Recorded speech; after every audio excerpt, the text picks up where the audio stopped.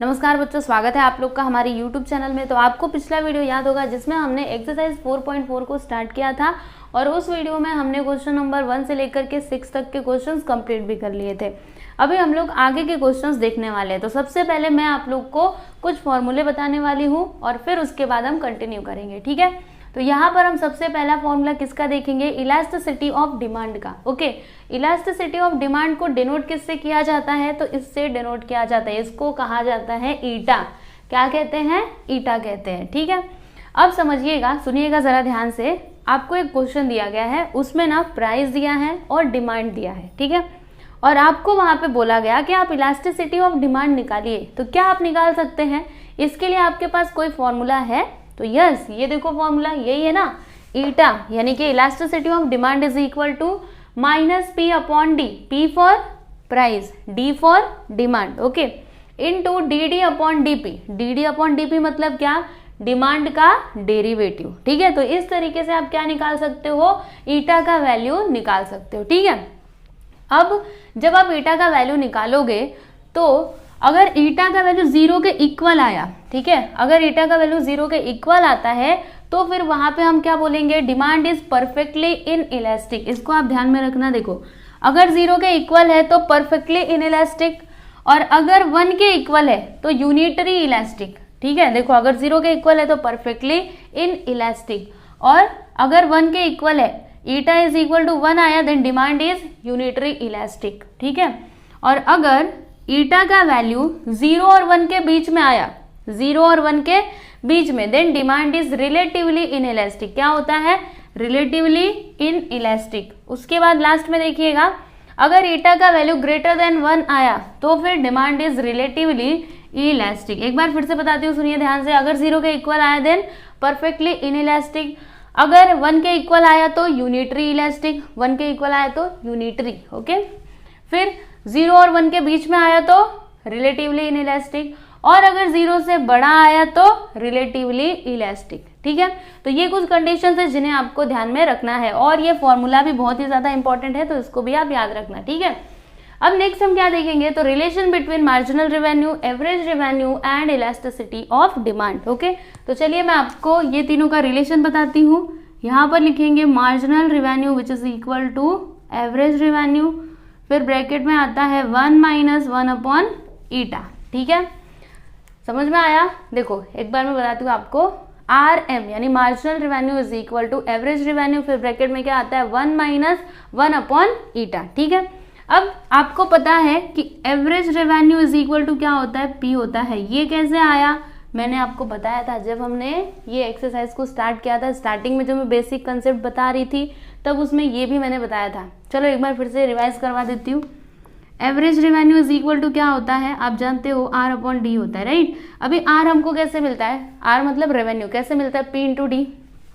तो यहाँ पर लिखा P into D upon D, तो डी से डी कट गया, क्या आया, पी, यानी average revenue is equal to क्या आ गया, पी। समझ में आया? और वही तो मैंने यहाँ पर लिखा है, आप देख सकते हो, ओके। तो ऐसा भी हो सकता है कि क्वेश्चन में आपको प्राइस दिया रहे और आपको बोला रहे कि आप मार्जिनल रेवेन्यू निकालो या फिर ईटा निकालो। तो कैसे निकालोगे, ये जो प्राइस दिया रहेगा उसको आप क्या लिखोगे, एवरेज रेवेन्यू, ठीक है, क्योंकि ये दोनों क्या होते हैं, इक्वल होते हैं, ठीक है। तो इस तरीके से आप कर सकते हो, वो जब भी क्वेश्चन आएंगे तो हम लोग देखेंगे। अब नेक्स्ट हम क्या देखेंगे, कंजम्पशन एक्सपेंडिचर। तो कंजम्पशन एक्सपेंडिचर को डिनोट किया जाता है ई और सी से, ई फिर नीचे है सी, ठीक है। इसको क्या कहते हैं, कंजम्पशन एक्सपेंडिचर। अब बताइए, ये जो कंजम्पशन एक्सपेंडिचर है ये किसका फंक्शन होगा, ठीक है। तो आपके टेक्स्ट बुक में तो इस तरीके से दिया गया है, ईसी यानी consumption expenditure is a function of x. अब एक्स यहाँ पे क्या होगा, तो इनकम होगा, क्योंकि आपका जो एक्सपेंडिचर है वो किसके ऊपर डिपेंड करेगा, इनकम के ऊपर, राइट। जितना हमारा इनकम रहता है उसके हिसाब से ही हम खर्चा करते हैं, राइट। तो हम क्या बोल सकते हैं, consumption expenditure is a function of income. यहाँ पे एक्स मतलब क्या है, इनकम, ठीक है। अब ऐसा भी हो सकता है कि आपको क्वेश्चन में ना क्या दिया रहे, इनकम दिया रहे, यानी आई दिया रहे, ठीक है। तो अगर आई आया तो आपको समझ जाना है कि वो इनकम ही है, ठीक है। तो वो तो हम देख लेंगे। यहाँ पे देखो, consumption expenditure is a function of income. अगर एक्स रहेगा तो एक्स लिखेंगे, इनकम रहेगा तो मतलब आई रहेगा तो आई लिखेंगे, ठीक है। अब नेक्स्ट हम क्या देखेंगे, MPC और APC, ये क्या होता है, इसका फुल फॉर्म सुनिएगा, मार्जिनल प्रोपेंसिटी टू कंज्यूम। पूरा लिख करके बताओ, चलिए बता देती हूँ पूरा लिख करके। मार्जिनल, यहाँ पे मैं लिखती हूँ, देखो, मार्जिनल प्रोपेंसिटी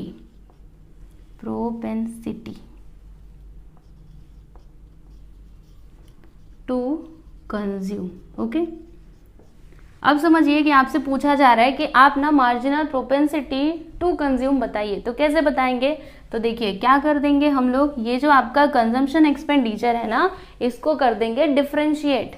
मतलब क्या, देखो D फिर E और ये C अपॉन DX, ठीक है, X रहेगा तो X, I रहेगा तो I।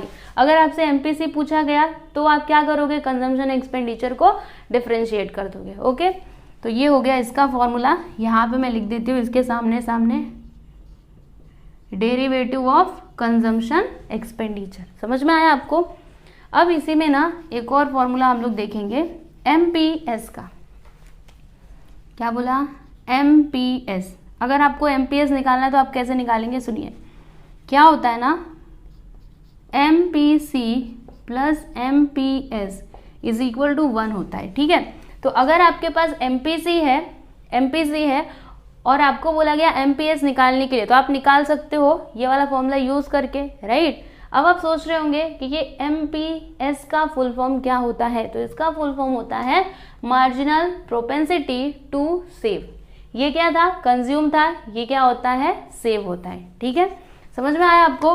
तो ये फॉर्मूला भी ध्यान में रखना है, क्योंकि हमारा जो लास्ट का क्वेश्चन है ये एक्सरसाइज का क्वेश्चन नंबर 13, उसमें ना आपको ये वाले कंसेप्ट यूज होंगे, ठीक है। तो इसीलिए इसको ध्यान में रखना।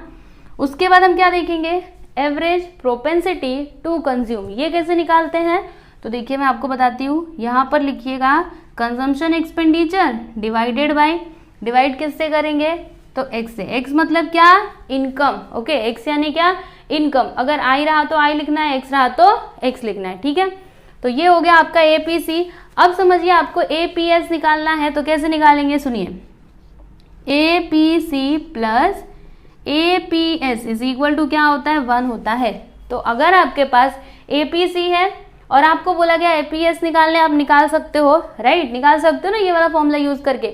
या फिर आपके पास APS है, APC बोला निकालने, तो भी आप निकाल सकते हो। वैसे APC निकालने का तो फॉर्मूला हमने ये देखा है, लेकिन कभी कभी वैल्यू अगर दिया रहा तो उसकी बात मैं कर रही हूँ, ठीक है। मतलब ये दोनों में से कोई भी एक वैल्यू अगर आपके पास है तो आप दूसरे का वैल्यू निकाल सकते हो बाय यूजिंग दिस फॉर्मूला, ठीक है। तो यहाँ पर बस आपको इतने फॉर्मूले देखने थे। पहला तो ये बहुत ही इंपॉर्टेंट, उसके बाद दूसरा ये, तीसरा ये हमने देखा ना, ये और ये, ठीक है। तो चलिए आप ये सभी फॉर्मूलों को लिखिए, उसके बाद हम जो आगे के क्वेश्चन है उनको देखते हैं। अब हम यहाँ पर देखेंगे क्वेश्चन नंबर 7, ठीक है। तो क्वेश्चन नंबर 7 का फर्स्ट सब क्वेश्चन देखिए, find the marginal revenue if the average revenue is 45 and elasticity of demand is 5। देखिए आपको दो चीजें दी गई है, एक तो एवरेज रेवेन्यू दिया गया है, चलो मैं आपको लिख करके बताती हूँ। एवरेज रेवेन्यू कितना है, 45 है, ओके। फिर इलास्टिसिटी ऑफ डिमांड कितना है, इलास्टिसिटी ऑफ डिमांड मतलब ईटा कितना है, 5 है। आपको फाइंड क्या करना है, तो आपको मार्जिनल रेवेन्यू यानी कि RM निकालना है। तो बताइए यहाँ पर आपको कौन सा फॉर्मूला यूज करना पड़ेगा, पहला वाला या फिर जो मैंने आपको इधर बताया था वो वाला, कौन सा यूज करना पड़ेगा। आपके पास एवरेज रेवेन्यू है, ईटा है और मार्जिनल रेवेन्यू निकालना है, तो कौन सा फॉर्मूला यूज करेंगे, ये वाला। देखिए RM इज इक्वल टू क्या होता है, RA फिर ब्रैकेट में 1 माइनस 1 अपॉन ईटा, है ना। हम इस फॉर्मूले की हेल्प से मार्जिनल रेवेन्यू बता सकते हैं कि नहीं, कर सकते हैं ना। तो अभी क्या करेंगे, ये वाले फॉर्मूले में ये जो वैल्यूज हमारे पास है उनको पुट कर देंगे और उसके बाद हमको RM मिल जाएगा। तो चलिए करते हैं। RA कितना है, 45, 1 माइनस 1 अपॉन ईटा, ईटा कितना है, 5, ओके। अब यहाँ पे थोड़ा इसको सॉल्व करने की कोशिश करिए। तो 45 इंटू क्या होगा, 5 1 सा 5 और 5 में से 1 को माइनस करेंगे तो क्या हो जाएगा, 4, है ना। तो यहाँ पर लिख देते हैं 4 अपॉन 5। ये कैसे आया, अगर आपको समझ नहीं आ रहा है तो यहाँ पर देखिए मैं कर देती हूँ फिर से। देखो 45, 5 1 सा 5 माइनस 1 अपॉन 5, ठीक है। अब देखो 45 तो 45 लिखा इंटू 5 माइनस 1 किया तो 4 अपॉन में 5, ठीक है। अब इसको कैंसिल करो, 5 1 सा 5, 5 9 सा 45, 9 4 सा क्या होता है स्टूडेंट 36 होता है, यानी RM मतलब मार्जिनल रेवेन्यू कितना आ गया 36, ओके। तो लास्ट में आप इसका आंसर लिख दो, therefore marginal revenue is equal to marginal revenue is equal to 36, okay. यहाँ पर आपका फर्स्ट सब क्वेश्चन कंप्लीट हो गया। उसी तरीके से सेकेंड वन भी है, इसमें भी हम यही वाला फॉर्मूला यूज करेंगे, आप देखिएगा। चलिए क्वेश्चन पढ़ते हैं एक बार। Find the price if the marginal revenue is 28 and elasticity of demand is 3। देखिए अभी आपको क्या क्या दिया गया है, तो मार्जिनल रेवेन्यू दिया गया है यानी RM कितना है 28 है, और elasticity of demand, elasticity of demand का मतलब क्या, ईटा कितना है 3 है, 3। आपको फाइंड क्या करना है, आपको फाइंड करना है प्राइस। तो कैसे निकालेंगे, क्या हम इसमें भी यही फॉर्मूला यूज करेंगे, तो जी हाँ इसमें भी हम यही फॉर्मूला यूज करेंगे। लेकिन अब आप सोच रहे होंगे कि जब हम यहाँ पर ये वाला फॉर्मूला यूज करेंगे तब तो हमको एवरेज रेवेन्यू मिलेगा, है ना, हमें तो पी चाहिए। तो आपने देखा था ना, क्या देखा था कि average revenue is equal to क्या होता है स्टूडेंट, पी होता है। यानी अगर हमको ये मिल गया, मतलब देखो इसके प्लेस पे हम पी को लिख सकते हैं ना, इसके प्लेस पे हम पी को लिख सकते हैं। तो क्या करेंगे हम यहाँ पे, ये जो एवरेज रेवेन्यू है ना इसके प्लेस पे पी लिख देंगे और फिर वैल्यूज पुट करके आंसर निकाल लेंगे। तो चलिए करते हैं, देखिए कैसे करेंगे। सबसे पहले फॉर्मूला लिखते हैं, RM is equal to RA यानी average revenue 1 minus 1 upon eta, ठीक है। अब RM आपके पास है कितना 28, RA के प्लेस पे हम क्या लिखेंगे, क्या बोला था मैंने, P, यहाँ पर लिख देंगे P, ठीक है। 1 माइनस 1 अपॉन ईटा कितना है 3, ओके। इसका आप कारण लिख देना, यहाँ पे आपने P कैसे लिखा, यहाँ पर लिखे since average revenue is equal to price, okay, समझ आया। अब इसको थोड़ा हम लोग सॉल्व करते हैं, तो कैसे होगा, देखिए P लिखा और 3 1 सा 3, 3 माइनस 1 करेंगे तो 2, यहाँ पर आ गया 2 अपॉन 3, ठीक है। अब एक काम करते हैं, ये दोनों को इधर ले लेते हैं, तो क्या हो जाएगा 28 इंटू 3 ऊपर चला जाएगा, 2 आ जाएगा नीचे, which is equal to P। 2 1 सा 2, 2 4 सा 8, 14 3 सा क्या हो जाएगा 42, है ना। तो यहाँ पर हम लिखेंगे therefore P is equal to 42। क्या बोला था प्राइस निकालने के लिए, प्राइस हमने निकाल लिया, यहाँ पर लिख देते therefore price is equal to 42, okay. तो ये हो गया आपका फाइनल आंसर। अब यहाँ पर हम थर्ड वन देख लेते हैं। तो इसमें देखिए क्या बोला जा रहा है कि find the elasticity of demand if the marginal revenue is 50 and price is ₹75। तो सुनिएगा ध्यान से, यहाँ पर आपको क्या क्या दिया गया है। तो यहाँ पर ना आपके पास मार्जिनल रेवेन्यू है 50 और प्राइस कितना है 75, ओके। प्राइस कितना है, प्राइस यानी पी से इसको डिनोट करते हैं ना, तो बस पी ही लिखिए, पी कितना है 75। और सुनिएगा P इज इक्वल टू हम क्या लिख सकते हैं स्टूडेंट, एवरेज रेवेन्यू लिख सकते हैं, है ना, क्योंकि ये दोनों क्या होते हैं इक्वल होते हैं। मतलब देखो यहाँ पे P है यानी ये क्या है आपका एवरेज रेवेन्यू, जो कितना है 75। हमको यहाँ पे इलास्टिसिटी ऑफ डिमांड बताना है यानी ईटा हमको फाइंड आउट करना है। तो सोचिए यहाँ पर हम कौन सा फॉर्मूला यूज करेंगे, तो यही वाला फॉर्मूला यूज करेंगे। लिखती हूँ मैं यहाँ पे RM is equal to RA in bracket 1 minus 1 upon eta, फिर RM कितना है 50, एवरेज रेवेन्यू है 75, देन 1 माइनस 1 अपॉन ईटा, ठीक है। अब क्या करें, कुछ आपको समझ आ रहा है, मैं बताती हूँ, सुनिए। यहाँ पर लिख देते हैं 50, ये 75 इधर क्या है मल्टीप्लाई में है, जब इस साइड आएगा तो डिवाइड में हो जाएगा, यस 1 माइनस 1 अपॉन ईटा। फिर यहाँ पे हम क्या करें, चलो कैंसिल कर देते हैं, तो 5, अच्छा 25 से कैंसिल करते हैं, 25 2 सा 25 3 सा, यहाँ पर क्या आ गया 2 अपॉन 3। अब एक काम करते हैं, सुनिएगा, अच्छा रुको इसको ऐसे ही रहने देते हैं 1 अपॉन ईटा, ठीक है। अब क्या करें, तो ये जो 1 अपॉन ईटा है ना इसको इस साइड ले लेते हैं और 2/3 को उधर ले लेते हैं, ठीक है। तो क्या हो जाएगा, देखिए जब हम इसको इस साइड लेंगे तो ये प्लस में हो जाएगा, plus 1 upon eta which is equal to 1, और ये 2/3 इधर प्लस में, उधर जाने के बाद माइनस में हो जाएगा, तो यहाँ पर लिखेंगे माइनस 2/3। अब इसको आगे करते हैं, तो 3 1 सा 3 माइनस 2 अपॉन 3, यहाँ पर 1 अपॉन ईटा। अब उसके बाद क्या होगा, तो 3 में से 2 गया, देखिए यहाँ पर लिखेंगे 1 upon eta is equal to 3 में से 2 जाएगा तो 1 अपॉन 3। अब क्या करना है, क्या करेंगे, 3 को इधर, ईटा को उधर, मतलब क्या, देखिए यहाँ पर 3 विच इज इक्वल टू ईटा, क्योंकि 3 का मल्टीप्लाई 1 में होगा तो 3 आएगा, ईटा का मल्टीप्लाई 1 में होगा तो ईटा ही आएगा। ठीक है, तो अभी इसको सीधा से करके लिख दो, therefore eta is equal to 3। यही तो हमको निकालना था ना, इलास्टिसिटी ऑफ डिमांड। तो यहाँ पर हम लिख देते therefore elasticity of demand, elasticity of demand is equal to 3। बस यहाँ पर आपका थर्ड सब क्वेश्चन भी कंप्लीट हुआ। ठीक है, यहाँ पर हमने क्वेश्चन नंबर 7 कंप्लीट कर लिया। इसमें 3 सब क्वेश्चंस दिए गए थे और तीनों में हमको एक ही फॉर्मूला यूज करना था। कौन सा, ये वाला, R M is equal to R A, मतलब marginal revenue is equal to average revenue, फिर ब्रैकेट में 1 - 1 अपॉन ईटा। यहाँ पर देखिएगा, ये है आपका क्वेश्चन नंबर 8। इसमें क्या बोला जा रहा है कि if the demand function is D is equal to P plus 6 upon P minus 3, then find the elasticity of demand at p is equal to 4। देखिए यहाँ पे p का वैल्यू दिया गया है और डिमांड फंक्शन दिया गया है, आपको यहाँ पे फाइंड करना है ईटा, इलास्टिसिटी ऑफ डिमांड।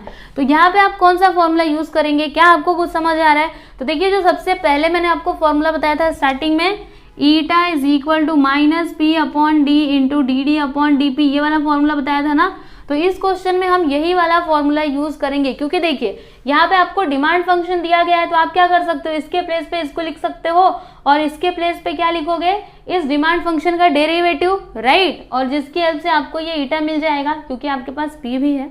समझ में आ रहा है आपको? तो यहाँ पे कौन सा फॉर्मूला यूज करना है, ये वाला फॉर्मूला यूज करना है। तो सबसे पहले तो डिमांड फंक्शन लिखते हैं हम, d is equal to P plus 6 upon P minus 3। Okay, अब बताइए क्या निकालेंगे हम, हमको क्या क्या चाहिए? तो p चाहिए, d चाहिए, p है, d भी है। Okay, D D upon D P है क्या? नहीं है। तो क्या करेंगे हम, डिमांड फंक्शन को डिफरेंशिएट करके D D upon D P find out करेंगे। तो यहाँ पर लिखते हैं differentiating with respect to p।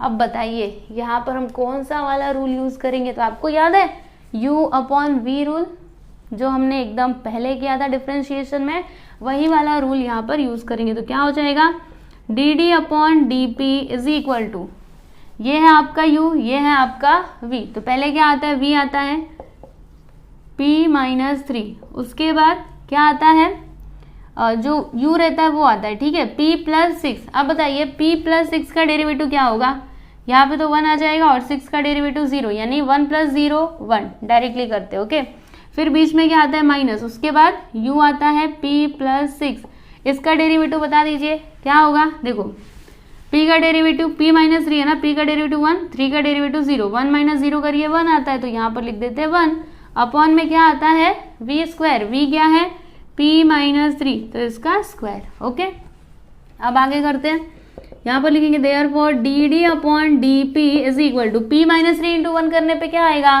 p minus 3, फिर यहाँ पर p प्लस 6 इंटू 1 करने पे क्या आएगा, p plus 6 upon p minus 3 और फिर इसका स्क्वायर। ठीक है, अब क्या होगा, तो ब्रैकेट को हटा देंगे। कौन से वाले ब्रैकेट को हटाएंगे, ये वाले को नहीं, ऊपर वाले को। ओके, तो यहाँ पर लिखते हैं therefore D D upon D P which is equal to p minus 3 minus p minus 6। पता है ना कैसे आया, minus plus minus minus plus minus upon p minus 3 the whole square. ठीक है, अब क्या होगा, तो देखिए प्लस p माइनस p दोनों हो जाएंगे कैंसल, और माइनस 3 माइनस 6 क्या आएगा, minus 9 upon p minus 3 the whole square.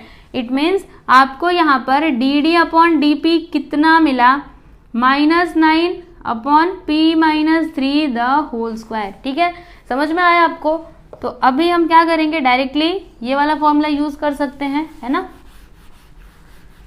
तो अब हम यहाँ पर लिखेंगे, क्या लिखेंगे, eta is equal to minus p upon D into D D upon D P. तो eta is equal to, p का वैल्यू कितना है, p का वैल्यू बाद में पुट करेंगे, अभी रहने दो। ठीक है, बाद में उसको रखेंगे, अभी ऐसे ही रहने देते हैं। d का वैल्यू कितना है, मतलब demand function p plus 6 upon p minus 3। ठीक है, into D D upon D P कितना है, ये देखिए minus 9 upon minus 9 upon p minus 3 the whole square. ठीक है, समझ में आया आपको इतना। अब क्या होगा, इन दोनों का मल्टीप्लाई हो जाएगा, राइट। तो माइनस p इंटू माइनस 9 करेंगे तो क्या आएगा, 9p आएगा। ठीक है, ये जो p माइनस 3 है इसको ऊपर ले लीजिए, p माइनस 3, आपको पता है ये कैसे होता है। ठीक है, तो मैं पूरा डिटेल में नहीं जा रही हूँ। उसके बाद यहाँ पे p प्लस 6 और फिर p माइनस 3 और इसका स्क्वायर। ठीक है, अब क्या होगा, तो यहाँ पर देखिए p माइनस 3, यहाँ पर भी p माइनस 3, तो क्या होगा, p माइनस 3 से एक p माइनस 3 कट जाएगा, लेकिन अभी यहाँ पे p माइनस 3 बचा हुआ है, एक ही कटा है ना, यहाँ पे स्क्वायर है यानी 2 टाइम है, तो 1 टाइम कैंसिल हो गया है, 1 टाइम तो बचा है ना, मतलब 9p अपॉन p प्लस 6 और यहाँ पर p माइनस 3। ठीक है, समझ में आया आपको, ये क्या हो गया आपका ईटा। अब हम क्या करेंगे, p के वैल्यू को ना इसमें पुट करेंगे, तो यहाँ पर हम लिखते हैं substituting p is equal to 4, तो क्या हो जाएगा, देखिए eta is equal to 9p, p के प्लेस पे क्या लिखना है हमको, 4 लिखना है, तो यहाँ पर लिख देंगे 4 अपॉन p के प्लेस पे 4 प्लस 6 फिर 4 माइनस 3, आगे करिए इसको, 9 4 ज़ा 36, 4 प्लस 6 10 इंटू 4 माइनस 3 1, मतलब क्या आया 36 अपॉन 10। अभी यहाँ पे क्या हो जाएगा, तो 3.6 है ना, क्योंकि अपॉन में क्या है 10 है, एक ही 0 है, तो एक नंबर के बाद पॉइंट आ जाएगा, मतलब eta is equal to 3.6। Okay, समझ में आया आपको। तो ये क्या है आपका फाइनल आंसर है। यही पूछा गया था ना कि जब p इतना है तो आप इलास्टिसिटी ऑफ डिमांड बताइए, तो इलास्टिसिटी ऑफ डिमांड कितना आया 3.6। तो इसका आंसर आप कैसे लिखेंगे लास्ट में, चलिए मैं आपको बताती हूँ। यहाँ पर लिखिएगा therefore the elasticity of demand, elasticity of demand at p is equal to 4 is 3.6। Okay, तो यहाँ पर हमने क्वेश्चन नंबर 8 कंप्लीट कर लिया। अभी उसके बाद हम लोग अगला क्वेश्चन देखेंगे जो सेम इसी के जैसा है।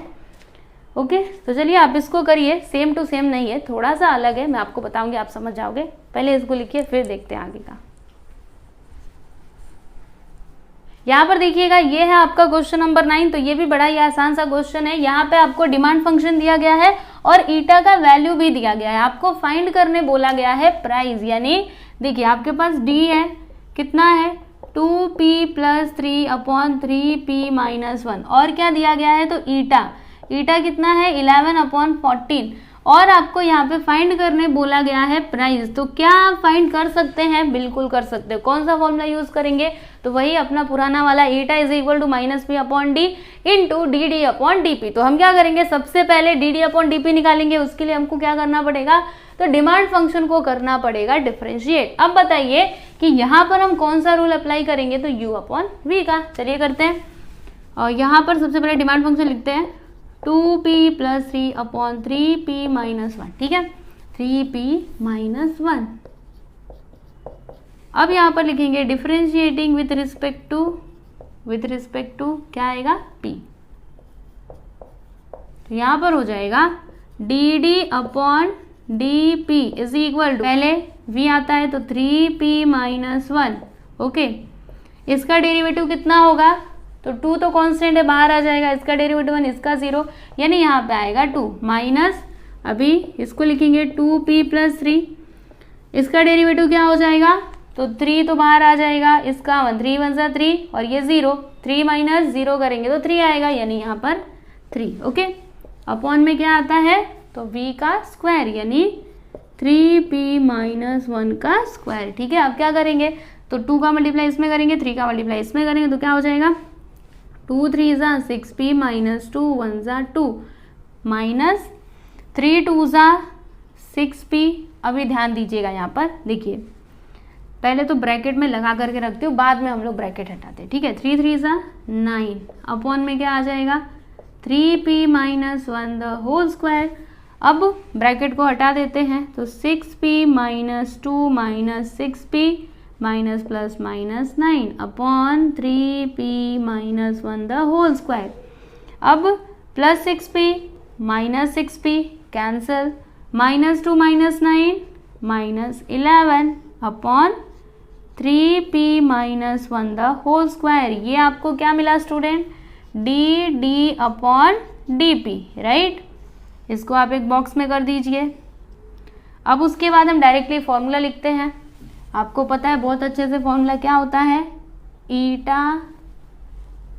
Eta is equal to -p upon D into D upon dp, ठीक है।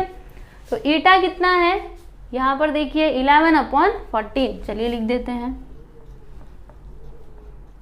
p हमारे पास है क्या, नहीं, यही तो हमको निकालना है, तो जो नहीं है उसको मत लिखो।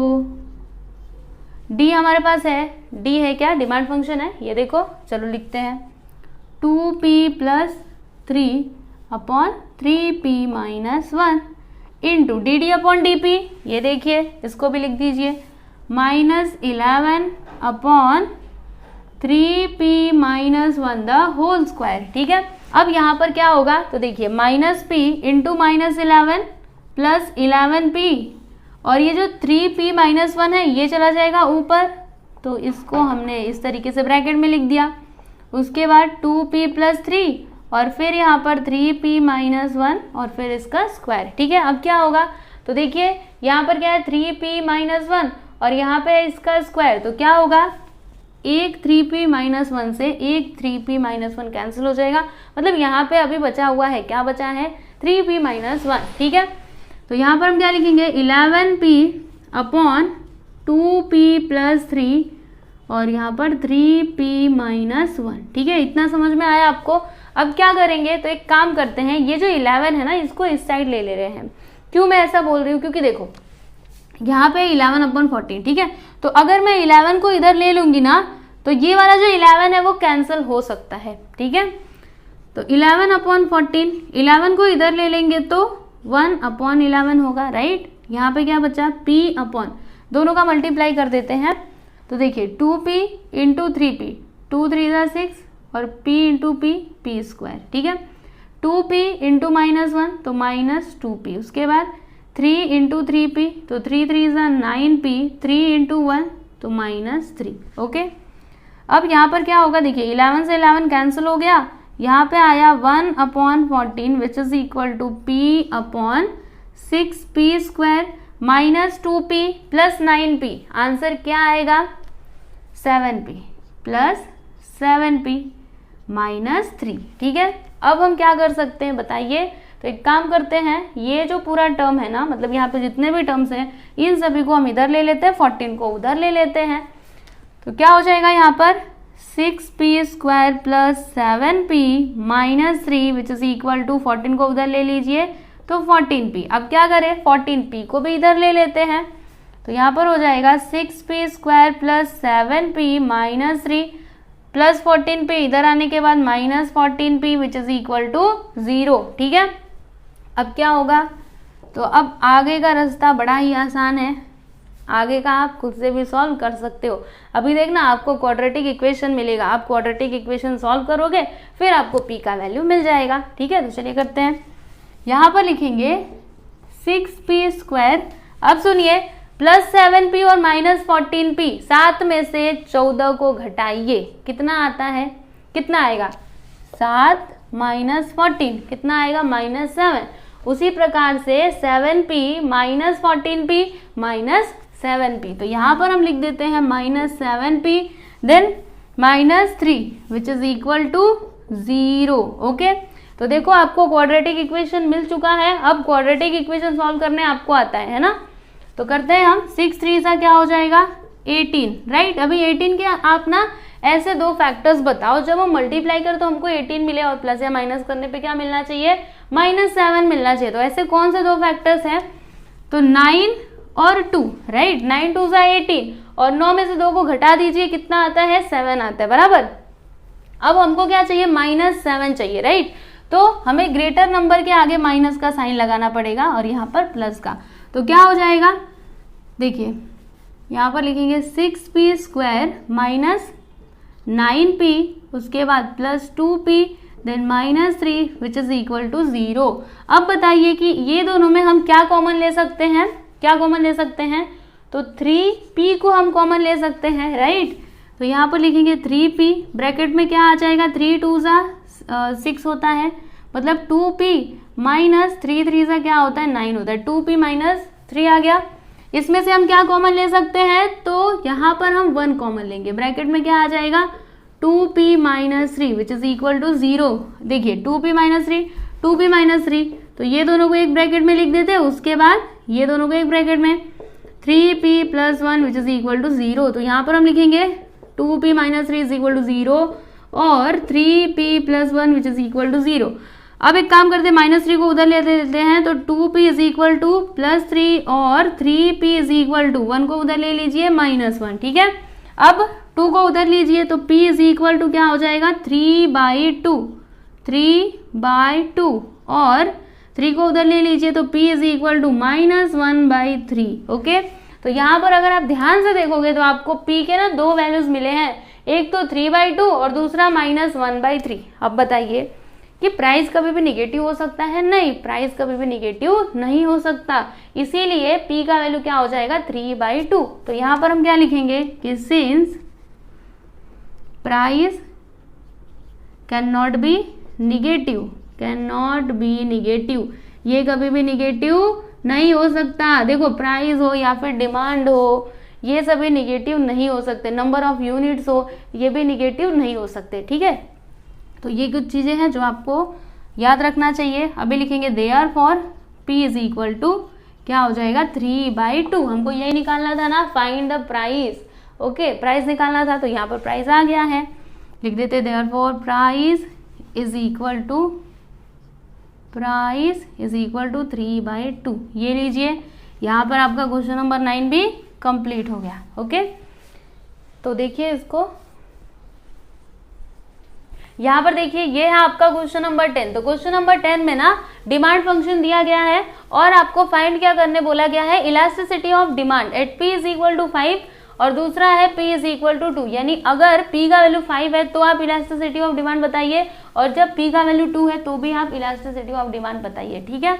और फिर क्या है लास्ट में, कमेंट ऑन द रिजल्ट, मतलब जो भी रिजल्ट आएगा आपको उसके ऊपर भी एक स्टेटमेंट लिखना है, मैं आपको बताऊंगी अभी। चलिए करते हैं, ये है आपका डिमांड फंक्शन, चलिए लिख लेते हैं 50 माइनस 3p माइनस p²। तो सबसे पहले हम क्या करेंगे, इसको डिफरेंशिएट करेंगे। चलिए करते हैं differentiating with respect to p, फटाफट करेंगे। तो क्या हो जाएगा यहाँ पर, dd/dp इज इक्वल टू 50 का डेरिवेटिव 0 माइनस 3, p का डेरिवेटिव 1 और p² का 2p, यानी dd/dp क्या आ गया, -3 माइनस 2p, ठीक है। इतना आपको समझ में आया। अब उसके बाद ये वाला फॉर्मूला लिख दीजिए, एटा इज इक्वल टू क्या होता है, -p/d इंटू dd/dp, राइट। अब ये p को हम ऐसे रहने देते हैं, d के प्लेस पर क्या लिखेंगे, डिमांड फंक्शन क्या है, 50 minus 3p minus p², right. फिर इंटू dd/dp कितना आया है, -3 माइनस 2p। ओके, अब इसका मल्टीप्लाई इसमें कर देते हैं, ये पूरे ब्रैकेट में, तो -p इंटू -3 क्या हो जाएगा, +3p। उसके बाद -p इंटू -2p, तो क्या हो जाएगा, +2p² अपॉन में क्या आएगा, 50 माइनस 3p माइनस p², ठीक है। इतना आपको समझ में आया। ये क्या है, हो गया आपका ईटा, राइट, ये है आपका ईटा। अब हम क्या करेंगे, तो देखिए ये जो हमको वैल्यू मिला है ना, इसमें p का वैल्यू 5 रखेंगे और फिर उसके बाद p का वैल्यू 2 रखेंगे, ठीक है। तो यहाँ पर हम डालते हैं नंबर 1, इसमें क्या बोला था, p इज इक्वल टू 5 है ना, तो यहाँ पर लिखते हैं when p is equal to 5। चलिए इसको आप लिखिए, eta is equal to eta, okay, 3p minus 2p², minus नहीं है प्लस है, राइट, अपॉन में 50 माइनस 3p माइनस p²। अभी p का वैल्यू 5 रखते हैं तो क्या हो जाएगा, 3 इंटू 5 प्लस 2 और p के प्लेस पर 5 का square upon 50 minus 3p, p के प्लेस पर 5 माइनस 5 p के प्लेस पर 5, ठीक है, 5 का स्क्वायर। उसके बाद 3 5 15 प्लस 5 का स्क्वायर करिए कितना आएगा 25, 25 2 जा 50। ओके, समझ में आया कैसे किया। फिर यहाँ पर 50, 3 5 जा 15 माइनस 5 का स्क्वायर कर दीजिए 25। ठीक है, अब आगे करते हैं तो 15 प्लस 50, तो 5 और 0 5, 5 1 6, यहाँ पर क्या हो जाएगा तो 50 और 5 5 10, 1 2 3 4। अब यहाँ पर देखिए 65 लिखा अपॉन 50 माइनस 40 करेंगे तो 10, यानी ईटा हमको क्या मिला 6.5। ठीक है, ये हो गया आपका ईटा का वैल्यू यानी इलास्टिसिटी ऑफ डिमांड। अब इधर देखिएगा, यहाँ पे लास्ट में क्या बोला था, कमेंट ऑन द रिजल्ट। यानी अभी देखो मैंने आपको स्टार्टिंग में कंडीशंस बताए थे कि अगर ईटा का वैल्यू ग्रेटर देन 1 रहा तो वहां पे डिमांड क्या होता है, रिलेटिवली इलास्टिक होता है, राइट। तो यहाँ पर हम क्या लिखेंगे कि हियर, यहाँ पे ईटा कितना आया है, ईटा इज इक्वल टू 6.5, यानी यहाँ पर लिखते हैं कि ईटा इज ग्रेटर देन 1। यहाँ पे देखो ईटा क्या है, ग्रेटर देन 1 है ना, इसका वैल्यू क्या है 6.5। तो 6.5 1 से बड़ा होता है कि नहीं, बड़ा होता है ना। तो यहाँ पर हमने वही लिखा eta is greater than 1, so they are for क्या लिखेंगे, डिमांड इज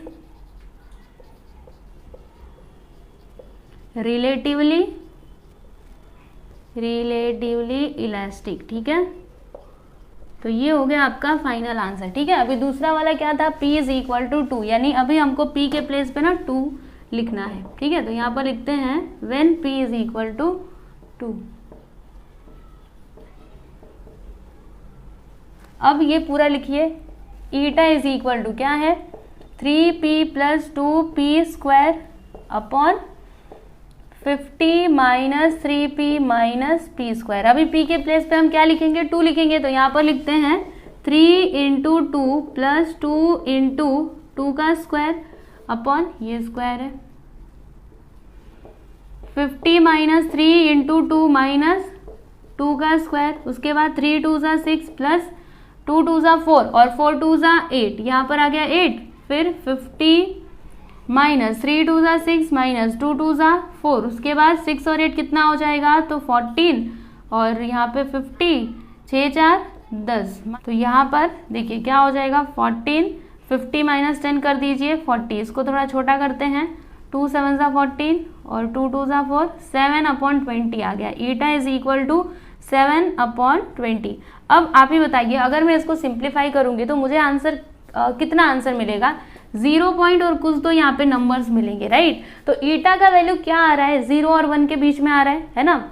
ये देखो 0 के इक्वल नहीं आएगा, अगर आप इसको डिवाइड भी करते हो तो 0 के इक्वल तो नहीं आएगा। यहाँ पे क्या आएगा, अगर मैं यहाँ पे 0 बढ़ाऊंगी तो 0.3, ठीक है 0.33 और आगे कुछ भी ऐसे करके आएगा। पूरा हमको सॉल्व करके दिखाना नहीं है, इसीलिए मैं आपको ये पूरा सॉल्व करके नहीं बता रही हूँ। ठीक है, हमको बस इतना समझना है कि ईटा का वैल्यू आ कितना रहा है, कितना आएगा 0 पॉइंट और कुछ तो आएगा, यानी 0 और 1 के बीच में आ रहा है। तो यहाँ पर मैं लिखूंगी, क्या लिखूंगी कि ईटा इज इक्वल टू, यहाँ पर लिखते हैं here eta is equal to 7/20।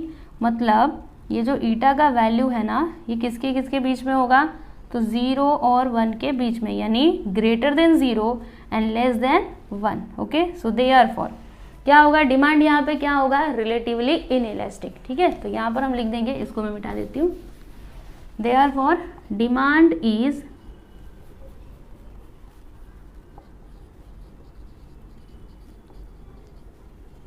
Relatively inelastic. ठीक है, समझ में आया आपको। तो ये हो गया आपका फाइनल आंसर। यहाँ पर आपका क्वेश्चन नंबर 10 कंप्लीट हुआ। और इसी के जैसे ना आपका जो अगला क्वेश्चन है क्वेश्चन नंबर 11, ठीक है, वो भी सेम टू सेम इसी के जैसा है। अगर आप चाहो तो खुद से भी ट्राई कर सकते हो। वैसे मैं आपको सारे क्वेश्चन सॉल्व करवा के दूंगी, एक भी छोड़ने नहीं वाली हूँ, लेकिन फिर भी अगर आप चाहो तो खुद से ट्राई करो, नहीं आएगा तो आगे देख लेना। चलिए अभी हम क्वेश्चन नंबर 11 देख लेते हैं। तो question number 11 same to same question number 10 के जैसा ही है। तो चलिए इसको हम सॉल्व करते हैं। डिमांड फंक्शन क्या है, D is equal to 100 minus P square upon 2। ठीक है, फाइंड क्या करने बोला गया है, find the elasticity of demand at P is equal to 10 और दूसरा क्या है P is equal to 6 and comment on the result. Okay, तो सबसे पहले हम क्या करेंगे बताइए, इसको करेंगे डिफरेंशिएट, राइट। तो यहाँ पर हम लिखेंगे differentiating with respect to p, भूल करके यहाँ पे x मत लिखना, okay. dd upon dp is equal to 100 का डेरिवेटिव 0 माइनस 1/2, इधर आ जाओ, p स्क्वायर का डेरिवेटिव 2p हो जाएगा। उसके बाद क्या होगा, यहाँ पर ये ब्रैकेट लगाने की ज़रूरत नहीं है, 2 से 2 कैंसल, मतलब dd अपॉन dp क्या आया, dd अपॉन dp क्या आया, माइनस p, ओके। इतना आपको समझ में आया। अब हम यहाँ पे फॉर्मूला लिखते हैं, eta is equal to minus p upon d into dd upon dp, okay, dd upon dp। अब वैल्यूज पुट करते हैं, तो यहाँ पर लिखेंगे माइनस p अपॉन d कितना है, ये देखिए 100 minus p square upon 2 into D upon dp क्या है, माइनस p, यहाँ पर लिख देते हैं माइनस p, ठीक है। अब क्या हो जाएगा, देखिए minus p into minus p plus p का स्क्वायर, ओके। कैसे होगा सुनिए, माइनस माइनस प्लस हो जाएगा, p into p square, okay. थोड़ा सा मैं नीचे लिखती हूँ यहाँ पर p स्क्वायर। उसके बाद यहाँ पर क्या कर देते हैं ना, क्रॉस मल्टीप्लीकेशन, 2 इंटू 100 करेंगे तो 200 माइनस p स्क्वायर अपॉन में क्या आएगा 2, अभी 2 को ऊपर ले लीजिए तो क्या हो जाएगा, देखिए 2 ऊपर जाएगा तो इसके साथ मल्टीप्लाई में हो जाएगा, यानी 2p square upon 200 minus p square, ये क्या हो गया स्टूडेंट, ईटा, ठीक है, ये क्या हो गया, ईटा। अब उसके बाद यहाँ पर देखिए क्या बोला गया पहले में, p इज इक्वल टू 10, तो यहाँ पर हम लिखते हैं when p is equal to 10, तो क्या करेंगे हम, यहाँ पर p का वैल्यू 10 रखेंगे, ओके। तो क्या है, eta is equal to 2p square upon 200 minus p square, ठीक है। तो यहाँ पर लिख देते हैं 200 माइनस p स्क्वायर। अभी p का वैल्यू पुट कर दीजिए, क्या हो जाएगा, 2 इंटू यहाँ पर 10 का स्क्वायर, फिर 200 माइनस 10 का स्क्वायर, 2 इंटू 10 का स्क्वायर करेंगे तो 100, यहाँ पर 200 माइनस 100, 2 इंटू 100 200 और 200 माइनस 100 क्या आएगा, 100, 0 0 कट गया, 0 0 कट गया, यानी ईटा इज इक्वल टू क्या आया स्टूडेंट, 2 आया, ठीक है। इलास्टिसिटी ऑफ डिमांड क्या आया, 2 at p is equal to 10। तो यहाँ पर हम लिखते हैं therefore elasticity of demand, elasticity of demand यानी कि eta is 2 at p is equal to 10, okay. फिर आगे भी कुछ बोला गया था, क्या बोला गया था, कमेंट ऑन द रिजल्ट। तो बताइए ये रिलेटिवली इलास्टिक है या फिर इन इलास्टिक है। तो यहाँ पर अगर आप देखोगे तो ईटा क्या है, यहाँ पर लिखते हैं here eta is greater than 1, है ना, 1 से बड़ा है ना, ईटा is greater than 1, so therefore demand is relatively elastic, ठीक है। ये हो गया आपका फाइनल आंसर। अभी दूसरा वाला देखेंगे, तो इसमें क्या बोला गया था, p का वैल्यू कितना लेना है, अभी हमको 6 लेना है, राइट। तो यहाँ पर हम लिखते हैं when p is equal to 6, लिखिए यहाँ पर ईटा क्या आया है, eta is equal to 2p square upon 200 minus p square, ठीक है। अभी p के प्लेस पे हमको क्या लिखना है, 6 लिखना है। तो यहाँ पर लिख देते हैं 2 इंटू यहाँ पर 6 का स्क्वायर अपॉन 200 माइनस 6 का स्क्वायर, राइट। उसके बाद यहाँ पर देखिएगा 2 इंटू 6 का स्क्वायर करेंगे तो 36, फिर 200 माइनस 6 का स्क्वायर करेंगे 36, मल्टीप्लाई करते हैं 2 6 12, कैरी आ गया 1, उसके बाद 2 3 6 1 7, 200 माइनस 36 करिए तो 10 में से 6 गया 4, 9 में से 3 गया 6, यहाँ पर 1, ठीक है।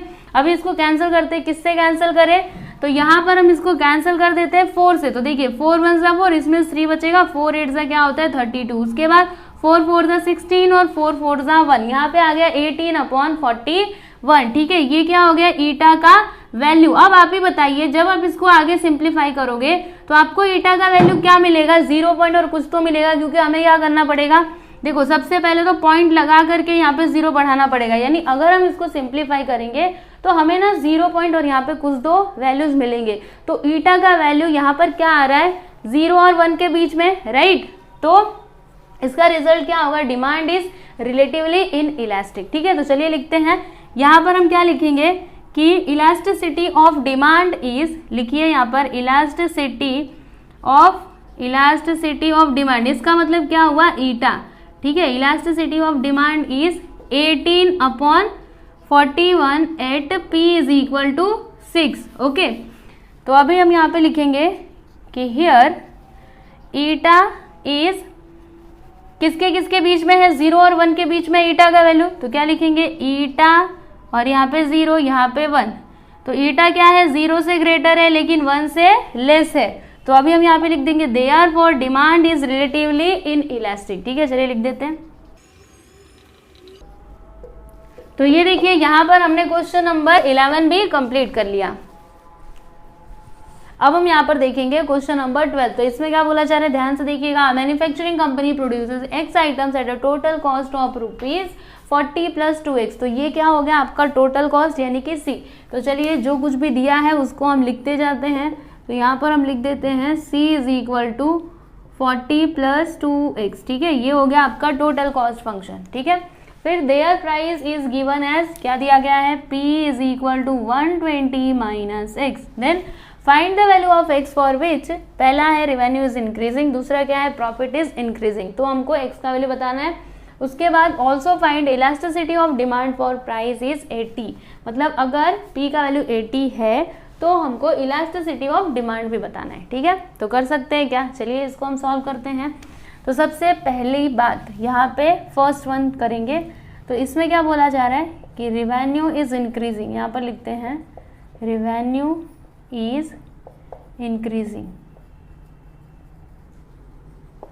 तो अब हम यहाँ पर R निकालेंगे। R कैसे आता है, R is equal to P into D, यानी कि प्राइस इंटू डिमांड। ठीक है, तो क्या हमारे पास प्राइस है, ये देखिए प्राइस 120 - x। अब बताइए क्या हमारे पास डिमांड है। तो डिमांड ऐसा कुछ यहाँ पे क्वेश्चन में दिया नहीं गया है, लेकिन यहाँ पे देखो x दिया है, कितने आइटम्स मैन्युफैक्चर किए गए, तो x आइटम्स, तो जितना डिमांड रहेगा उतना ही मैन्युफैक्चर किया जाएगा। यानी ये जो आपका x है ना, यही क्या है स्टूडेंट, डिमांड है। तो यहाँ पर लिख देते हैं डिमांड। अभी मल्टीप्लाई कर दीजिए x इंटू 120, यहाँ पर हो जाएगा 120x minus x into x square. ठीक है, तो r आपको क्या मिला, 120x माइनस x स्क्वायर। अब हम क्या करेंगे, इसको डिफ्रेंशिएट करेंगे। तो यहाँ पर हम लिखेंगे differentiating with respect to x। तो क्या हो जाएगा यहाँ पर, dr/dx इज इक्वल टू, यहाँ पर 120x का डेरिवेटिव 1 माइनस x स्क्वायर का डेरिवेटिव 2x, यानी dr/dx क्या मिला हमको, 120 - 2x, राइट। यहाँ पे क्या बोला गया है कि रेवेन्यू इज इंक्रीजिंग। तो यहाँ पर हम लिखेंगे since revenue is increasing, revenue is increasing, ये क्या है, इंक्रीजिंग है। सो देयरफॉर अगर ये इंक्रीजिंग है तो dr/dx क्या होगा, ग्रेटर देन 0, 0 से बड़ा, क्योंकि ये क्या है, रेवेन्यू क्या है, इंक्रीजिंग फंक्शन है। ओके, अब dr/dx कितना मिला है आपको, 120 - 2x, 120 - 2x is greater than 0। अभी 2x को उधर ले लीजिए तो क्या हो जाएगा, 120 इज ग्रेटर देन -2x उधर जाएगा तो +2x, फिर 2 को इधर ले लेते हैं तो 120/2 इज ग्रेटर देन x, यानी x का वैल्यू हमको क्या मिलेगा, देखिए 2 × 6 = 12, यानी 60 इज ग्रेटर देन x। मतलब यहाँ पर लिखिए देयरफॉर x इज, उल्टा कर देते हैं, लेस देन 60। समझ में आया आपको। तो यहाँ पर हमको x का वैल्यू मिल चुका है। ओके, तो लास्ट में आप आंसर कैसे लिखोगे, देखिए यहाँ पर हम लिखेंगे therefore revenue is increasing for x is less than 60। Okay, पहला क्वेश्चन तो हमने कंप्लीट कर लिया, ये देखिए ये वाला तो हमने कंप्लीट कर लिया। अभी दूसरे की बारी है। इसमें क्या बोला जा रहा है कि प्रॉफिट इज इंक्रीजिंग। अब यहाँ पे बात की जा रही है प्रॉफिट की। चलिए लिखते हैं प्रॉफिट इज इंक्रीजिंग। तो आप लोग जानते हो प्रॉफिट को हम डिनोट करते हैं, किससे डिनोट करते हैं स्टूडेंट? पाई से। ओके, अभी प्रॉफिट का फॉर्मूला क्या होता है, क्या बताया था मैंने? Revenue minus cost. तो यहाँ पर लिखते हैं आर माइनस सी। तो बताइए रेवेन्यू कितना है? ये देखिए अभी अभी निकाला था 120x माइनस एक्स स्क्वायर। लिख देते हैं यहाँ पर 120x minus X square minus cost कितना है? तो ये देखिए 40 माइनस 2x, इसको ब्रैकेट में लिखना चाहिए हमें 40 minus 2x, sorry 40 plus 2x। अब क्या होगा? तो 120x minus X square minus plus minus 40 और माइनस प्लस माइनस 2x। अब क्या हो जाएगा? तो यहाँ पर देखिए 120x माइनस 2x, तो 120 में से 2 को माइनस कर दीजिए 118x और यहाँ पर माइनस एक्स स्क्वायर माइनस 40। ये आपको क्या मिला? प्रॉफिट मिला। अब हम क्या करेंगे? इसको डिफ्रेंशिएट करेंगे। तो यहाँ पर हम लिखेंगे differentiating with respect to x। तो क्या हो जाएगा यहाँ पर? D pi upon D X is equal to 118 constant है तो ये इधर रहेगा, x का डेरिवेटिव 1 माइनस एक्स स्क्वायर का डेरिवेटिव 2x, 40 का डेरिवेटिव 0, यानी D pi upon D X is equal to क्या आया? 118 माइनस 2x। ठीक है, यहाँ पे क्या बोला गया है? Profit is increasing. तो यहाँ पर हम लिखते हैं देयरफॉर सिंस, ओके क्या लिखेंगे? Since profit is increasing. Profit मतलब पाई, ओके प्रॉफिट यानी पाई इज इंक्रीजिंग। तो अगर ये इंक्रीजिंग फंक्शन है तो D pi upon D x क्या होगा? देखिए therefore D pi upon D X is greater than 0 होगा, right. D pi upon D x आया कितना है? 118 minus 2x is greater than 0। अब इसको आगे करते हैं तो माइनस 2x को उधर ले लेंगे तो क्या हो जाएगा? 118 is greater then plus 2x, 2 को इधर ले लीजिए तो 118 अपॉन 2 इज ग्रेटर देन 0, यानी कैंसिल करते हैं तो क्या हो जाएगा? यहाँ पे देखिए x था ना, सॉरी यहाँ पे 0 नहीं है, यहाँ पे x है। तो 2 5 ज़ा 10, इसमें से 1 बचेगा, 2 9 ज़ा 18 ग्रेटर देन x। ठीक है, अब इसको ऐसे आप पलट दो तो क्या हो जाएगा? Therefore x is less than 59। Okay, तो यहाँ पर हमको x का वैल्यू मिल चुका है। देखो x के वैल्यूज क्या होंगे? तो 59 से छोटे होंगे। ओके, तो यहाँ पर हम क्या लिखेंगे? Therefore the profit is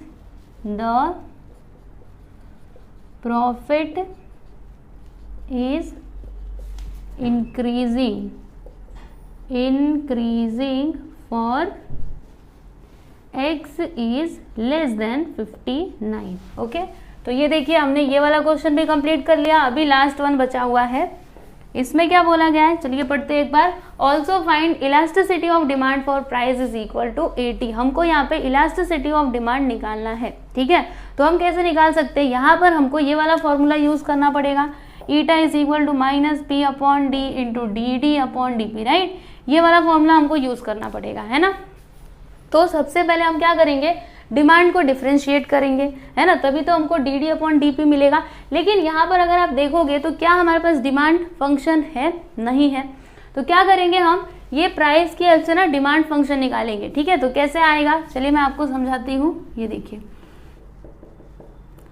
price function क्या है? P is equal to 120 minus x. ठीक है, हमको क्या चाहिए? डिमांड फंक्शन चाहिए। तो क्या करेंगे? देखिए ये जो माइनस एक्स है ना, इसको इस साइड ले लेंगे और P को उधर। तो माइनस एक्स इधर आने के बाद प्लस एक्स और यहाँ पर 120 प्लस P उधर जाने के बाद माइनस P हो जाएगा। ये क्या हो गया स्टूडेंट? ये हो गया आपका डिमांड फंक्शन। अब हम क्या करेंगे? इसको कर देंगे डिफरेंशिएट। ओके, तो यहाँ पर मैं लिखूंगी differentiating with respect to P। Okay, तो क्या हो जाएगा यहाँ पर? dx upon dp which is equal to 120 का डेरिवेटिव बताइए कितना हो जाएगा? 0। तो यहाँ पर हम लिख देते हैं 0 माइनस P का डेरिवेटिव क्या होगा? 1। ओके, यानी dx अपॉन dp क्या आया? -1। ठीक है, dx अपॉन dp क्या आया? -1। अभी फॉर्मूला लिखते हैं ये वाला। तो eta is equal to minus P upon D into D D upon D P. अभी ध्यान दीजिएगा यहाँ पर, देखिए ये आपका डिमांड फंक्शन है, तो क्या होगा, ये जो डी है ना, अभी इसके प्लेस पे हम क्या लिखेंगे स्टूडेंट, एक्स लिखेंगे, ठीक है, क्योंकि एक्स हमारा क्या है, डिमांड है। ओके, तो इस तरीके से आपको समझना चाहिए। अब यहाँ पे क्या हो जाएगा, माइनस पी और एक्स कितना है, यानी demand function 120 minus P into D x upon D P कितना आया है, -1, यहाँ पर लिख दिया -1, ठीक है। अब आगे क्या हो जाएगा, देखिए यहाँ पर माइनस पी इंटू -1 तो प्लस पी हो जाएगा, क्योंकि माइनस माइनस क्या होता है, प्लस होता है, राइट। फिर अपॉन में आ जाएगा 120 माइनस पी। अब हम क्या करेंगे, तो पी का वैल्यू पुट करेंगे। देखिए यहाँ पे पी कितना दिया था, पी दिया था 80, राइट। तो अब हम यहाँ पे लिखेंगे substituting, okay, substituting P is equal to 80। तो देखिए ईटा इज इक्वल टू क्या हो जाएगा, ये जो पी है ना, इसके प्लेस पे 80 लिखा, अपॉन 120 माइनस 80, यानी 80 अपॉन 120 माइनस 80 करिए तो 0 में से 0 गया 0, 12 में से 8 जाएगा 4, यानी कि 40, 0 से 0 कैंसिल, 4 1 सा 4, 4 2 सा 8, मतलब ईटा कितना आया, ईटा इज इक्वल टू 2, ठीक है। ईटा का वैल्यू हमको क्या मिला स्टूडेंट, 2 मिला। यही तो हमको निकालना था, यही निकालना था ना, find the elasticity of demand for price is equal to 80। तो अभी हम यहाँ पे लिख देंगे देयरफॉर, देखो यहाँ पे हमको रिजल्ट नहीं बताना है कि ये परफेक्टली इन इलास्टिक है या फिर इलास्टिक है, ऐसा कुछ बताना नहीं है। जब बोला रहेगा तभी लिखना, नहीं बोला रहेगा तो मत लिखना। यहाँ पे लिख दीजिए therefore elasticity of demand is 2 for P is equal to 80। Okay, तो यहाँ पर हमने क्वेश्चन नंबर 12 भी कंप्लीट कर लिया। देखिए इसमें 3 सब क्वेश्चंस दिए गए थे, पहला ये, दूसरा ये, तीसरा ये, ठीक है। तो ये दोनों तो आपने पहले भी किए थे, मतलब इस टाइप के क्वेश्चंस आपने पहले भी किए थे, राइट। और यहाँ पर ये इलास्टिसिटी का कंसेप्ट आ गया। ओके, तो अभी लास्ट आपका एक और क्वेश्चन बचा हुआ है, क्वेश्चन नंबर 13। तो इसको आप लिखिए, उसके बाद हम लोग लास्ट वाला क्वेश्चन भी देख लेते हैं। ये देखिए, ये है आपका क्वेश्चन नंबर 13। तो यहाँ पर देखिएगा कंजम्पशन एक्सपेंडिचर दिया गया है, आपको क्या क्या फाइंड आउट करना है। तो आपको यहाँ पे एमपीसी बताना है, एमपीएस, फिर उसके बाद एपीसी और एपीएस बताना है, ठीक है। आपको ये कंजम्पशन एक्सपेंडिचर दिया गया है, तो क्या करेंगे हम, सबसे पहले इसको लिखेंगे EC which is equal to 0.0003, यहाँ पर आई का स्क्वायर, ठीक है। आई मतलब क्या, इनकम। देखो मैंने आपको पहले ही बताया था, या तो एक्स रहेगा या फिर आई रहेगा, ठीक है। एक्स रहेगा तो भी इनकम, आई रहेगा तो भी इनकम। ओके, उसके बाद प्लस 0.075 और यहाँ पर है आई, ठीक है। तो सबसे पहले हम क्या निकालेंगे, एमपीसी। अभी एमपीसी मैंने आपको क्या बताया था, एमपीसी इज इक्वल टू क्या बोला था मैंने, DEC अपॉन DI, ठीक है। अगर यहाँ पे x रहता तो हम x लिखते, और यहाँ पे I है ना, तो अभी हम I लिखेंगे, ठीक है। मतलब ये जो आपका कंजम्पशन एक्सपेंडिचर है ना, इसका डेरिवेटिव यहाँ पर आएगा। तो चलिए हम यहाँ पर लिखेंगे D अपॉन DI, और EC क्या है, ये देखो, इसको आप लिख दीजिए पूरा ब्रैकेट में करके 0.0003, फिर उसके बाद आई स्क्वायर प्लस 0.075 और यहाँ पर आई, ठीक है। अब उसके बाद इसका डेरिवेटिव क्या हो जाएगा, तो ये तो कांस्टेंट है, तो इसको हम इस तरीके से लिख देंगे, और आई स्क्वायर का डेरिवेटिव क्या हो जाएगा, 2i, ठीक है। फिर 0.075, आई का डेरिवेटिव 1। ओके, अब यहाँ पर क्या हो जाएगा, मल्टीप्लाई करते हैं तो क्या हो जाएगा, यहाँ पे 0.0006, 2 3 का क्या होता है, 6 होता है, और ये आई है तो आई तो यहाँ पे लिखना ही पड़ेगा हमको। उसके बाद प्लस 0.075, ठीक है। ये क्या है आपका एमपीसी। अभी थोड़ा सा ध्यान देना, यहाँ पे देखो आई का वैल्यू क्या दिया गया है, 1000, यानी आई के प्लेस पे हम क्या पुट करेंगे, 1000। तो यहाँ पर हम लिखते हैं आई इज इक्वल टू 1000, ये है गिवन है ना, क्वेश्चन में दिया गया है। अभी आई के प्लेस पे 1000 लिखिए, तो यहाँ पर लिखेंगे M P C is equal to 0.0006 into I के प्लेस पे 1000 लिखेंगे। उसके बाद 0.075 मल्टीप्लाई करने पे क्या होगा, तो ये जो पॉइंट है ना ये शिफ्ट हो जाएगा। मतलब क्या, देखो मैं आपको बताती हूँ, यहाँ पर 0 0 0 0 6, कितना जीरो है, 1 2 3, तो 1 2 3। अब सुनिए ध्यान से, कितने नंबर के बाद पॉइंट है, 1 2 3 4, 4 नंबर के बाद है ना। तो इधर से आप गिनो 1 2 3 4, 4 नंबर के बाद पॉइंट है ना, तो यहाँ पर आ जाएगा पॉइंट। ठीक है, मतलब यहाँ पे आपको क्या मिलेगा, 0.6, ओके, प्लस 0.075। आपको समझ में आया ना ये हमने कैसे किया। देखिए अगर आपको नहीं आता समझ में तो एक काम करो, देखो ये जो पॉइंट है ना यहाँ से हटा दो, ये पॉइंट यहाँ से हटा दो, क्या हो गया 0 0 0 0 6, और इसके आगे 0 है तो इसका कोई मतलब नहीं है। अभी इसमें मल्टीप्लाई कर दो 1000 से, तो क्या हो जाएगा 6000। ठीक है, अब इधर से काउंट करिए कि कितने नंबर के बाद पॉइंट है, पीछे से 1 2 3 4, तो यहाँ पर काउंट करो 1 2 3 4, यहाँ पर लगा दीजिए पॉइंट, अभी पॉइंट के आगे यहाँ पर 0 लगा दीजिए, और पॉइंट के बाद ये 0 है तो इसका कोई मीनिंग नहीं है। क्या आया 0.6, वही तो हमने लिखा है। अभी दोनों को प्लस कर देते हैं, तो 0.6 प्लस 0.075, तो यहाँ पर 576, 0.675 लिख देते हैं हम यहाँ पे। देयरफॉर MPC, इसका फुल फॉर्म क्या होता है, marginal propensity to consume. Okay, क्या आया 0.675। तो यहाँ पर हमने MPC निकाल लिया। अब हमको MPS चाहिए, तो क्या हम MPS निकाल सकते हैं, बिल्कुल निकाल सकते हैं। मैं आपको बताती हूँ कैसे करना है। देखिए मैंने आपको क्या फॉर्मूला दिया था, MPS plus MPC is equal to, क्या बोला था मैंने, 1, है ना। इधर मैंने MPC लिखा था, इधर MPS लिखा था, तो आगे पीछे कर सकते हैं। अब आपके पास MPC है, कितना है 0.675, यहाँ पर लिखते हैं MPS प्लस MPC के प्लेस पे 0.675 विच इज इक्वल टू 1। अभी इसको आप उधर ले लो, तो MPS इज इक्वल टू क्या हो जाएगा, 1 माइनस 0.675। अभी माइनस करो तो MPS आपको मिलेगा, चलो माइनस करते हैं, 1 माइनस करना है 0.675 को, यहाँ पर 0 0 लगा सकते हैं। 10 में से 5 गया 5, 9 में से 7 गया 2, 9 में से 6 गया 3, 9 में 6 जाएगा 3, और यहाँ पर 0.325। ओके, तो ये क्या हो गया आपका MPS। अब हमको नेक्स्ट क्या बताना है, APS और APC। तो ये कैसे बताएंगे, सब कुछ देखो मैंने सारे फॉर्मूले आपको पहले ही दे दिए हैं, तो अगर आपको याद नहीं है ना तो उनको लेकर के बैठा करो साथ में, तभी आपको समझ में आएगा। नहीं तो अगर आपको फॉर्मूले याद नहीं रहेंगे, मैं ऐसे लिखते जाऊंगी, फिर आपको कुछ भी समझ में नहीं आएगा। इसीलिए फॉर्मूला लेकर के अपने सामने बैठिएगा। APC, इसके लिए मैंने क्या बोला था, APC इज इक्वल टू क्या होता है, EC upon x, EC upon x. अभी x मतलब क्या, इनकम, और यहाँ पे इनकम को डिनोट किया जा रहा है I से, तो यहाँ पर क्या लिखेंगे I। ठीक है, अभी EC कितना है, ये देखिए 0.003, यहाँ पर I स्क्वायर, फिर प्लस 0.075, और यहाँ पर I अपॉन I। अब क्या करेंगे हम, देखिए I को कॉमन ले लेंगे, राइट। ये देखो I स्क्वायर, यहाँ पर भी I है, यहाँ पर भी I है, तो I को हम ले लेंगे कॉमन, तो ब्रैकेट में क्या आ जाएगा, देखिए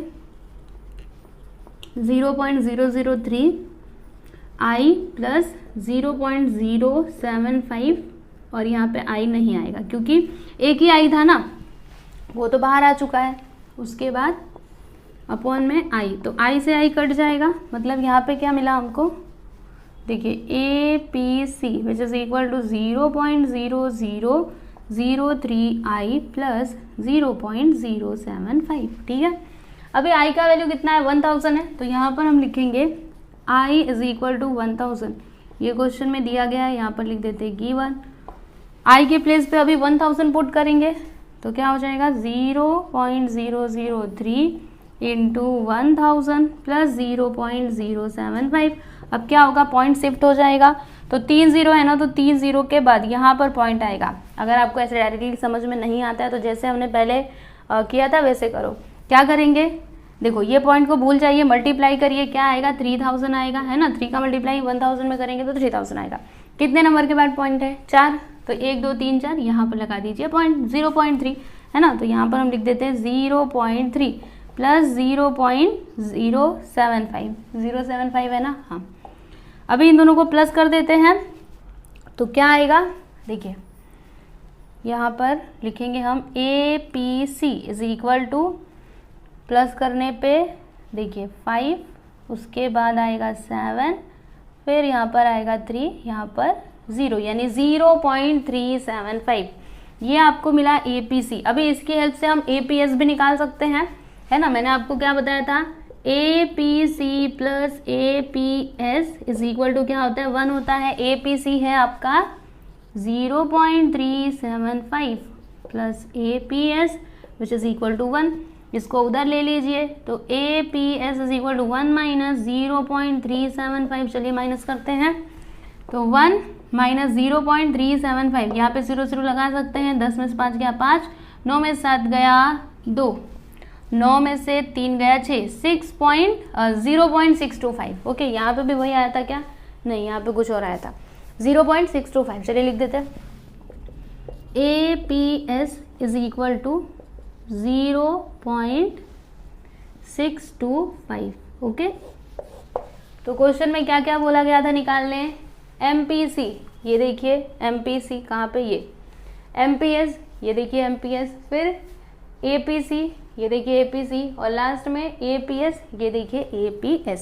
तो आप आंसर लिखेंगे कैसे, देखिए मैं आपको आंसर भी लिख करके बता देती हूँ। लास्ट में आपको लिखना है ऐसे, आंसर करके MPC क्या आया है 0.675, 0.675, उसके बाद MPS कितना आया है 0.325, फिर APC 0.375, फिर उसके बाद क्या है APS ये देखिए 0.625। समझ में आया आपको। यहाँ पर हमने क्वेश्चन नंबर 13 भी कंप्लीट कर लिया और इसी के साथ ही हमारा जो एक्सरसाइज 4.4 है ये भी कंप्लीट हुआ। ठीक है, इसमें कितने क्वेश्चंस दिए गए थे, तो 13 क्वेश्चंस दिए गए थे और सब के सब क्वेश्चंस मैंने आप लोग को सॉल्व करवा के दिए हैं। जो आगे के 6 क्वेश्चन थे वो हमने पिछले वीडियो में किया था, प्लेलिस्ट में जाकर के आप उस वीडियो को देख सकते हो, और जो बाकी के क्वेश्चंस थे वो हमने आज कंप्लीट कर दिया। ठीक है, तो चलिए अभी हम नेक्स्ट वीडियो में मिलते हैं। धन्यवाद।